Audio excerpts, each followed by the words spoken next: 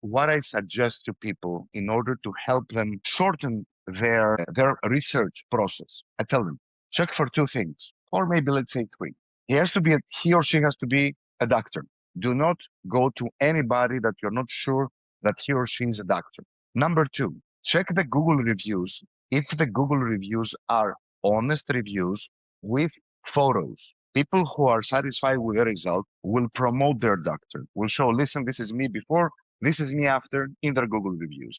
I have hundreds of these. And the most important, check for videos of results, not photos, not promises, videos with close-up, videos with the hair being combed, with the hair being getting wet, real life conditions with good light so that you can see what was the situation before on a video. It's extremely hard to fake a video, especially if it's just a single video that you shoot with a phone. Photos can be so easily manipulated that I wouldn't trust anything. No, indeed. That's a really, really important point you make. And I know on your website, which we'll refer to on this interview, you have countless videos of Hundreds, 700 at the moment. yeah,